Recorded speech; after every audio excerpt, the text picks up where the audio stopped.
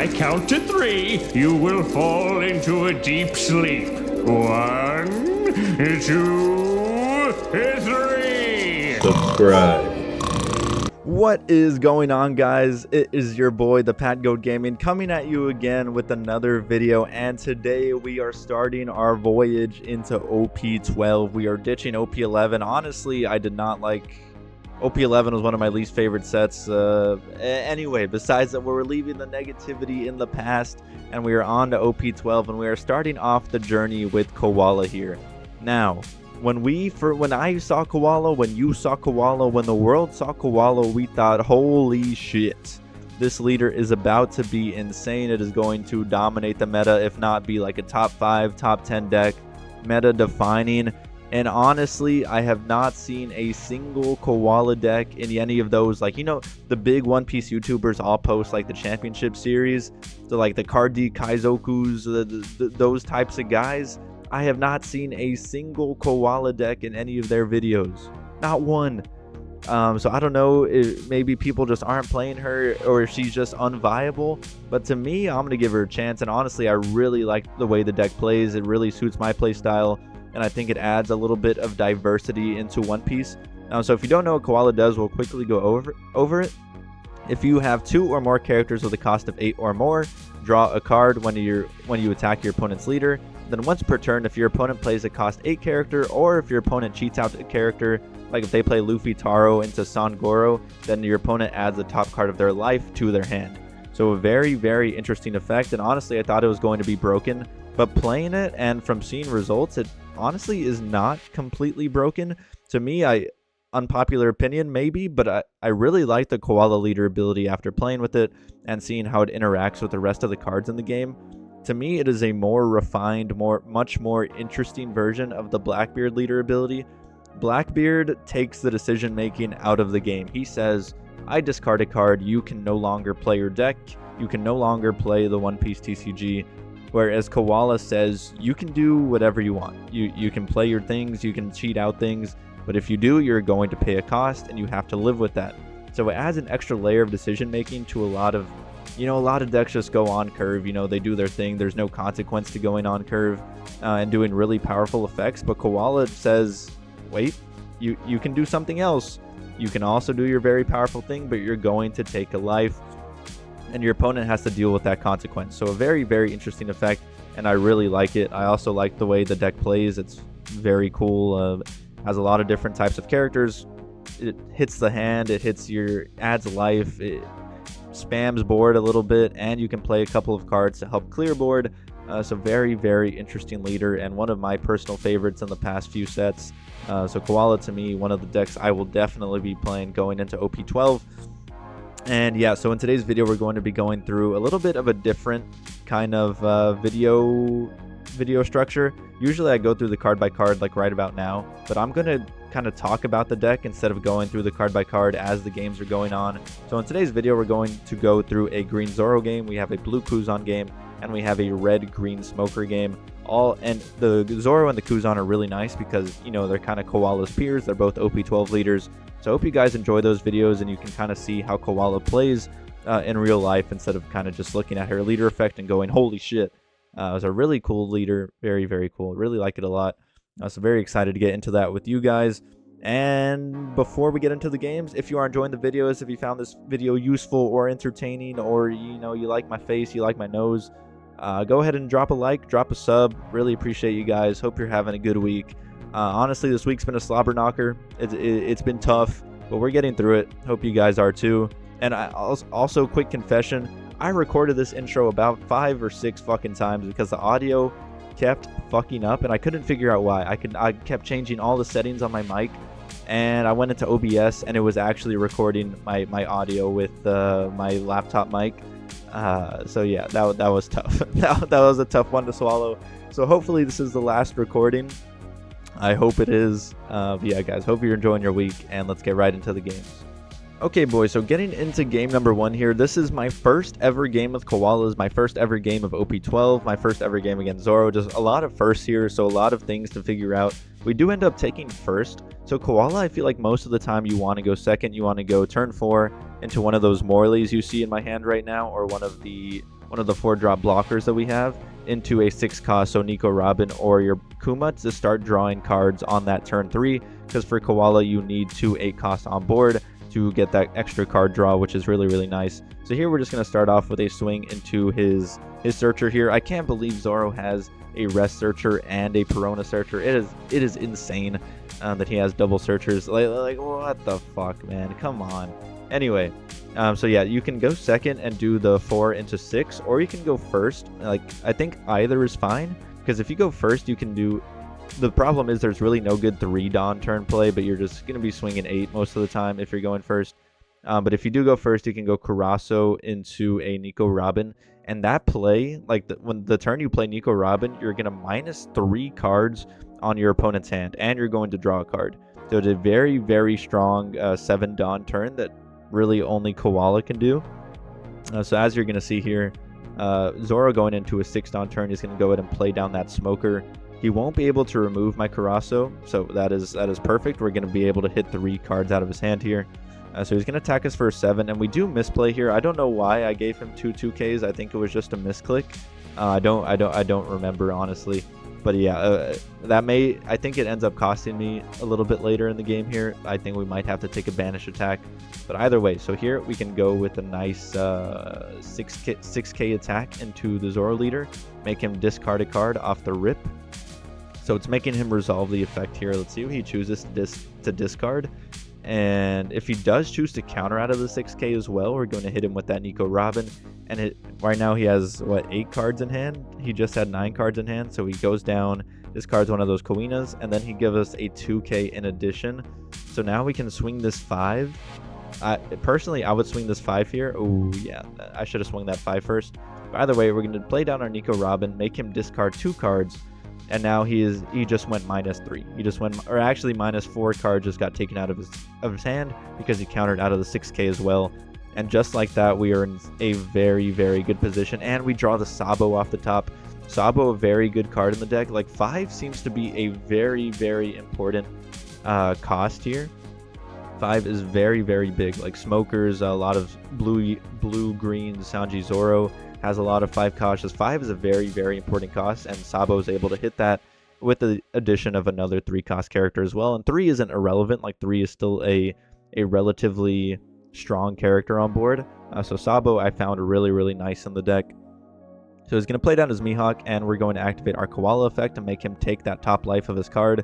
And now the Zoro, I mean, we can start pressuring him a little bit here. Like we have the 7. He does have that Mihawk on board, which is a little bit blows like a little bit. But yeah, we have a relatively strong board presence. He will be able to play down the 8-cost Sabo next turn. He's going to swing this 9K into the Karasu, untap his Zoro, and then swing at our face, I'd imagine. Do not save this, Pat. Yeah, we just let that go, because if we did save it, he would just untap again and swing into it again, and we'd be fucked. But he does swing the 7K into us. And here we can give him 2 cards. We can block with our Robin and give him a 1K. Let's see what we decide to do, because I don't want to take this banish attack. Yeah, we do block with our Robin and give him the hack. This is the other 4-cost blocker that I was talking about, that hack. That's really what you want to be playing on your 4-Dawn turn. It's a very nice blocker, kind of like Lucky Roo, in that when it's KO'd, you can KO one of your opponent's characters with a cost of 4 or less. So here, going into our 9-Dawn turn, I think personally we have to swing with the Sabo here. So we can go Sabo into leader effect. We can go Sabo into leader effect, swing, draw a card, and we have a bunch of cards in hand. And in the end, we will be outvaluing him. So we can play down the Sabo here, remove the Smoker and the Perona. Wish he had like maybe yeah, I think Perona's a fine target. Like it's not a good target, but it is what it is. It still gets a character off board and removes a swing target in the future. So we play down the Sabo. We're gonna go ahead and discard a 2K here. We definitely should have discarded the Karaso there. I don't know why we kept the Karaso in hand and chose to discard the 2K. Once again, this is my first game with the deck, so still learning, still trying to figure out what I'm doing, but going pretty well. We're playing against Zoro. He has the Mihawk on board, and if we can clear that Mihawk, we're going to be sitting in a completely fine position.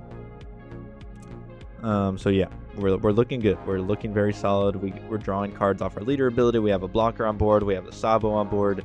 We're establishing a little bit of a board presence here. So Zoro And he can't swing into any of our characters right now. He can't rest any of our characters. I think the Koala rests a 5 cost.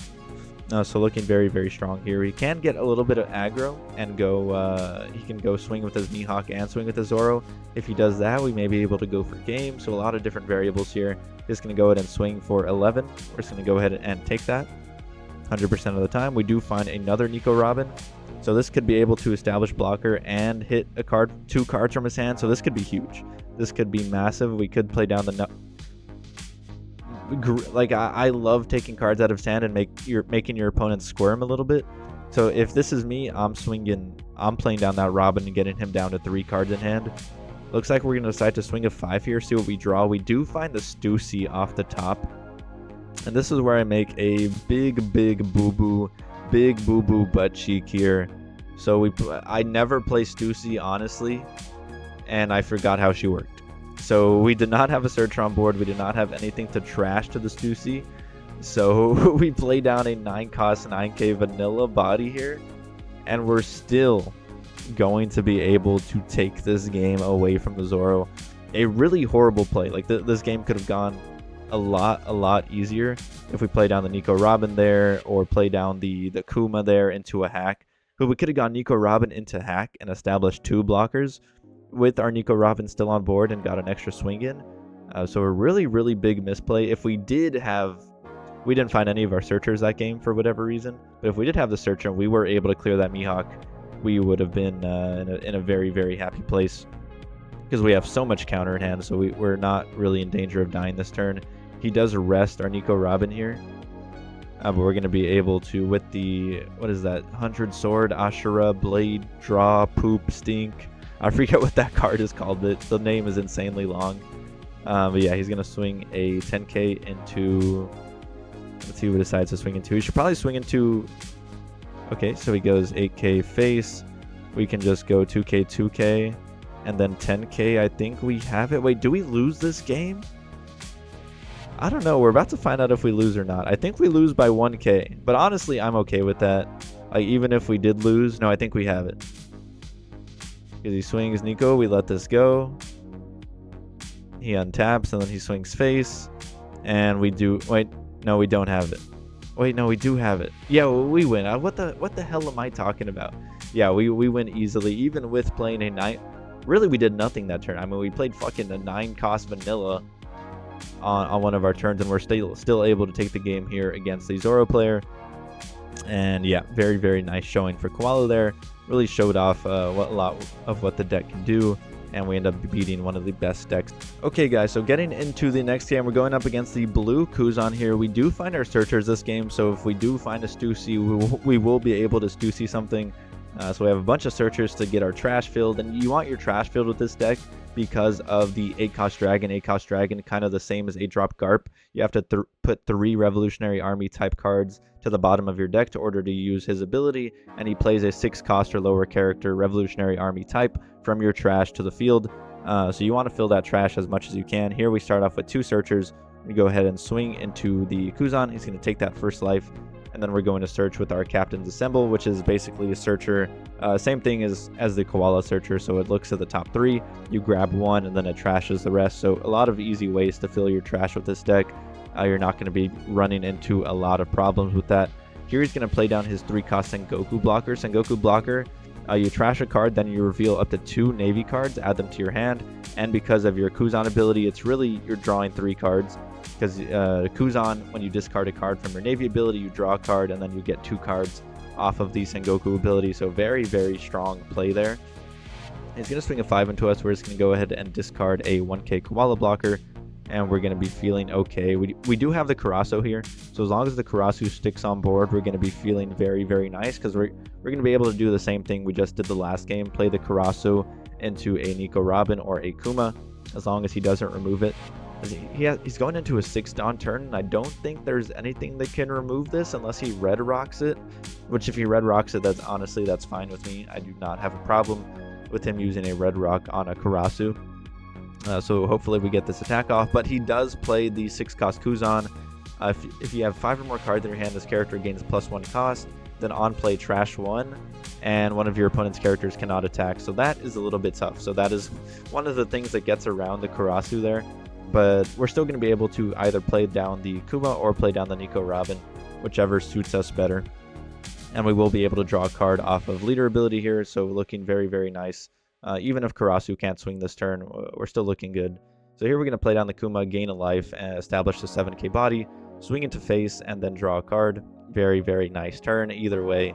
Even without the Karasu swing, it would have been a little better with the Karasu swing, but still happy with how the game is going so far. He won't be able to remove either of... Oh! So he's going to Red Rock. If they're using Red Rocks on one of those types of characters, like, I really don't care. Like, if they're Red Rocking something else, like, sure, if you play down a 10 drop and it gets Red Rock, that kind of sucks. But with those, honestly, I could not care less. Here on the 9 Dawn turn, we can actually play down the Stussy effectively here. So we can play down the Stussy, get rid of one of those Koala searchers, and remove that Kuzan, because the 8k will be, honestly, a little bit of a pain to remove. Now we swing with the Koala leader here just because the Kuma effect wears off after a turn, so he won't be able to trigger the Koala leader ability after the second turn that he's on board. So we're going to swing the 5, we're going to swing the 7, we're going to play down the Stussy, trash one of our Koalas, and get rid of that Kuzan. So establishing our board once again, our opponent really has nothing. If he KOs the Kuma here, we get to gain a life. So Kuma's a tough card to deal with if you get it on board quick and you're playing against a deck that has to KO it, or else you're just going to be swinging 7Ks, or you're going to gain 2 life off of one card for free, which is insane. So we're establishing our board. He is on his 10 Dawn turn, and Kuzan has... Oh, that Sakazuki is a really cool card. I really want to build a Kuzan deck. So with on play, draw 2, then activate main. You may trash 1 from your hand, give up to 1 rested Dawn card to your leader or one of your characters. So it's a draw 2, and then every turn it's a draw 1, trash 1. So super, and it gives a Dawn to your leader. So really, really nice card for the Kuzan there. Then he's going to play down another Searcher. He's going to attach another Dawn to his Kuzan, and then he's going to swing a 7k into face. We're just going to go ahead and take that just because we're going to be gaining a lot of life with the Kuma here. So we have another Kuma in hand. We could play this down. We have another Nico Robin. We have 2 Nico Robins, so we could get 4 cards out of his hand potentially over the next 2 turns and establish some blockers. So I think that's what we're going to do. We're just going to choose to... Let's see. We're going to swing the 7 first. We want to see if he gives us 2 cards, and then we can Nico Robin. And if he does take the life, we'll probably just Kuma. Okay, so he gives us the 1 cost event. He's going to discard and draw off of his leader ability. So that's Ice Block Pheasant Peck is a really good card for Kuzan. So he does go -1 overall there. Here we can swing maybe another 9 into Stussy. We could have... I probably should have waited just to get that extra card, but I wanted him to give me as many cards as possible before we Nico Robin. So here we're going to play down the Nico Robin and get 2 more out of his hand, discarding the other Nico Robin, making him go down to 5 cards in hand. Yeah, looks like he's going to go down to 5 here. So yeah, so now from that insane card hand size, he's down to 6 cards in hand, going into 7 on his turn. So really like the effect. Really like the play there. Here he plays his 8-cost Garp. 8-cost Garp plays out another Navy type character. So you're going to be taking a life here. I'm not sure if he realized that. I think he should have. Like, it seems like he's been playing OP12 for a while here. But we do make him add the top card of his life to his hand. And now, just like that, he is in danger of losing. So should he have made that play? I don't know. Let's see how the game turns out. But he did make it. He chose it. That was his decision, and he has to live with those consequences instead of just playing down 8-cost Garp and not thinking about it and doing a really strong play. There's a little bit of a drawback here. So Koala really taxing your opponents in a very cool way of taxing your opponents for doing very, very strong things. So he's going to swing in 8k into face. So it looks like he's getting a little bit aggro here. Yeah, it might be the right decision, just because if he did swing into my Kuma or my what's it called, Stussy here, then we would have just countered out with we have a bunch of counter in hand, so kind of would have been worthless there. But here, going into our 10 Dawn turns, we can do a couple different things here. We can play really, really aggro.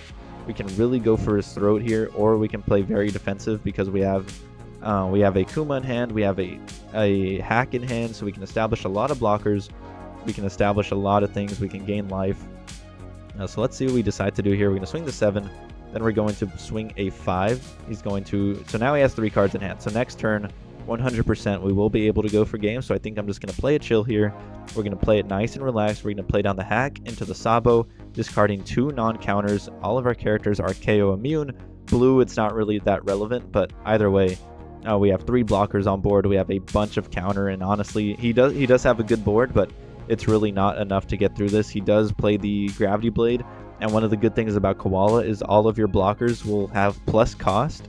So the Gravity Blades, the 3000 Worlds, anything that targets 6 cost and lower characters is really going to be relatively ineffective because all your blockers will be very high costed. So here he can hit the Sabo and he can hit the Kuma, but he won't be able to hit our Robin, he won't be able to hit our hack. So we still maintain 2 blockers on board, and that is going to be more than enough for us to stay alive for this turn. We have 1, 2, 3, 4, 5, 6 2Ks in hand and 2 1Ks. So very, very strong counter hand for us, and that was both the ability of Koala and the ability of our 5-cost Sabo to really filter out our hand and make it as counter heavy as possible. So he's going to use his Sakazuki leader ability, or Sakazuki character ability, add 1 Rested Dawn to his leader there. He's going to swing a 7 at us. We're just going to go ahead and give him a 2 and a 1. Because our goal here, we're going for game next turn. We want to keep these blockers alive. So then he swings an 8, give him 2 2Ks. He swings another 8, we give him 2 more 2Ks. And now we can take this last life and be completely fine, and we're going to win this game running away. So very, very nice display of Koala there. Did I play perfectly? No. I think I played relatively well that game, definitely better than the ZORO game. I got a little bit more games under my belt with Koala and getting a little bit more of a hang of the leader. So now we can just go, swing an 11 here. He probably has maybe another 1-cost event in hand. So yeah, there's the Phoenix Peck. He's going to gain +4, draw a card. That's a really, really good card. Very, very nice. So now he can, he gives us the rest of the cards in his hand. We swing the 5K, and that's going to be the game. Really, really good game against the KUZAN. And yeah, guys, that's going to be it for the games. Let's get into the post game. What is going on, boys? It is now the following day. So we're on Thursday morning here. Wait, yeah, Thursday morning. Hope you guys enjoyed the video. Let me know what you guys thought of the deck. To me, I really like Koala. Definitely one of my favorite new leaders in OP12. Maybe I didn't go in depth as I usually do, going through the card by card. So if you do have questions about any of the cards or any of the gameplay, feel free to feel free to drop it in the comments section below, and I'll make sure to answer anything. The deck list will also be there. Also, I think that's about it. But hope you guys are having a good week. We're almost there to the weekend. So yeah. With that being said, guys, anime recommendation. There's a new show on Netflix called The Summer Hikaru Died. Peak. Well, it's pretty peak. It's very definitely the scariest horror anime I've ever seen, and it's a simulcast, so a new episode comes out every Thursday, I think. So new episode today. And the last episode actually rocked me pretty bad. I get scared relatively easily. And episode 2 was freaky and creepy and spooky. So yeah, hope you guys give that a try. Let me know if you do. Pretty banger. And yeah, guys, hope you enjoyed. Let me know what you thought of the deck, and I'll see you.